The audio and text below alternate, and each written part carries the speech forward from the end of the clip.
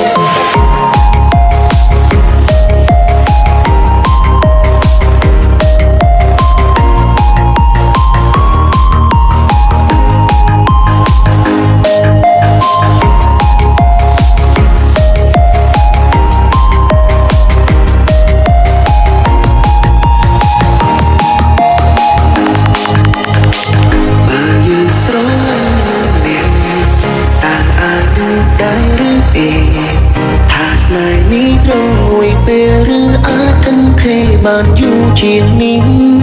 បើយើងបានជួបនោះម្នាក់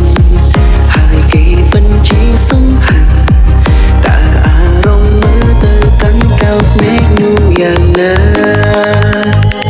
ស្នេហ៍ទីកើតឡើងដោយព្រំលីខិតឬអាចកើតឡើងដោយការពេញចិត្តតើអ្វីទៅជាមូលហេតុប្រាកដគ្មានអ្នកអាចប្រាំអាចនឹងបានឡើយឬអាចមានអ្នកកុំ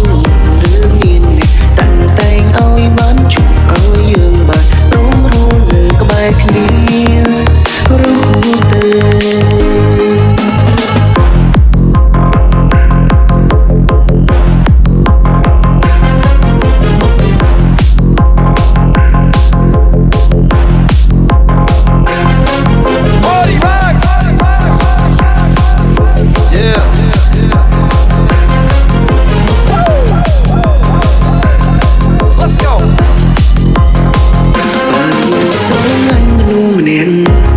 តើអាចដឹងដែរឬទេ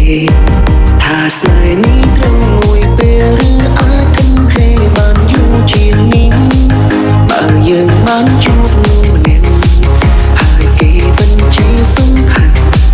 តើអារម្មណ៍មើលទៅកាន់កៅភ្នែកនោះយ៉ាងណា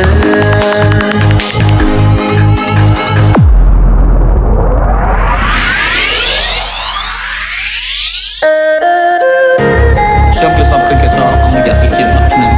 យល់សពឃើញរឿងមានរយៈពេលស្អាតរួមនឹងថ្លៃ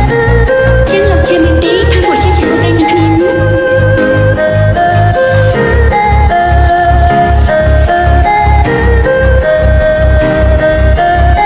Welcome to Family Light Moon បើយើងស្រលាញ់មនុស្សម្នាក់តើអាចនឹងដែរឬទេថាស្នេហ៍នេះត្រង់មួយពេលឬអាចថិនថេរបានយូរជាងនេះបើយើងបានជួបនោះម្នាក់ហើយគេបញ្ជាសង្ខាត់តើអារម្មណ៍មើលទៅកាន់កៅភ្នែកនោះយ៉ាងណា